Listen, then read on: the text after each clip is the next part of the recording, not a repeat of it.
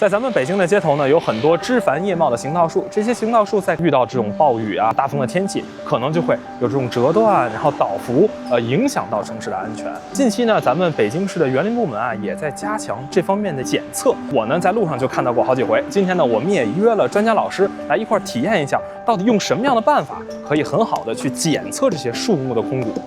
我现在看到咱们老师就已经拿着一把这个小橡胶锤儿，在这样咚咚的去敲这个树。树木皮损、病虫害、树干异常因、大枝掉落风险，下边要做那个详细诊断了。老师您好，咱们是用一个什么办法去检测这个树木是否存在空谷的呢？这个就是用锤子敲击树干，通过它发出的声音来判断树木是否存在空腐。树木空腐的话，因为它木质就比较疏松，敲个空箱子一样，你可以听听试试。然后上面。在这边能看到它实际上是空了，我们给大家听一下这个声音啊，能感觉到很明显的这种的回声，这就证明这棵树可能已经是有空谷的情况了。我们再听一听这棵树的一个声音。刚才啊这个树的敲的声音和我们第一棵敲的树就不太一样。那棵树敲的时候呢，就感觉回声特别大，这个就好像敲到了一个很凿似的，一堵墙上的那个感觉啊。对，这个敲的话是适合大面积的初筛，就是我们要很快的去检查一下这个树有没有风险。但有的时候呢，会出现这种树皮完好，然后里边呢听起来有杂音，但是呢又不太确定它的风险程度的时候，我们会用到精密的就仪器来诊断，遇到难以判断的时候才会用。这个仪器呢，它的原理呢，其实就是利用它这个针钻到这个树洞里面遇到的阻力来判断它木材的这个空腐程度。因为比较实的木材钻的时候就不容易嘛，比较实它阻力就比较大。遇到腐坏的或者空洞的，它轻易就能钻。对，就很轻易，它的阻力就比较小。这个条呢，就是我们刚刚对这棵树用这个设备进行检测出来之后输出的一个结果。对，那这两条线呢，其实表明的是这个探针记录木材时它所遇到的横向的阻力，还有它旋转时遇到的阻力。它代表的是木材的结构的变化、材质的变化，还有它木材均匀性的变化。那如果说它的阻力出现了明显的下降呢，大概率是表明这个地方是出现了空腐。准确的结果呢，还需要在电脑上进行判读。这条路上我看就是国槐特别多，为什么就是这些国槐这么高的比例存在着这些空腐的一个情况？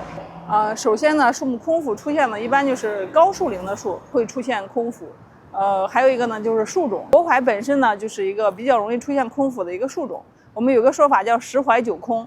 另外呢，这条路上国槐呢树龄也都比较大，这也是它容易发生空腐的一个条件。咱们现在有哪些比较行之有效的手段能够去进行一个这种预防吗？病和虫这两个是主要的一个原因，所以呢要能提前控制这个病虫的发生，也会有效的减少空腐。可能在行道树管理过程中提前考虑到，就是对于过大树龄的这个树呢要进行风险的预判，可能要进行定期的体检，发现问题树及时的给它移除。还有哪些也容易出现这种空腐的情况？还有就是杨树、柳树，还有白蜡，都会容易出现这个倒伏啊、大枝断裂啊这些情况。那就是说，咱们其实平时进行这种定期的检测，那是特别重要非常重要。园林化局17年的时候就做过一次体检，今年呢是我们有一次，因为去年出现了大量的这个树木倒伏的断枝的情况，也是借助这么一个契机，在今年咱们加强了这方面的一个工作。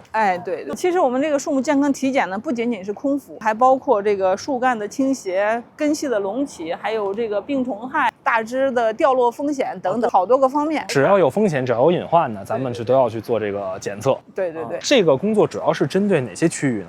目前我们主要还是针对东西城核心区，因为这两个区域树龄也都比较高，面积也不是太大。我们是筛选了我们容易发生倒伏的树种，然后又筛选了不同的街道。现在主要是每条道路都做个50到100棵的树，对它们的风险进行一个评判和分析。毕竟呢，咱们科研人员的数量还是有限的。那么通过咱们把这个技术进行一个下沉，让更多的一线的养护人员，他也掌握了这样一个检测手段。那么在日常驯养的过程当中，就可以随手对这个树木的空腐进行一个检测和判断。这样呢，就能保证咱们北京的行道树不仅是长得枝繁叶茂，能给大家带来绿色清凉，同时呢，也可以保证它的健康安全，能够抵御这种大的风雨的侵袭。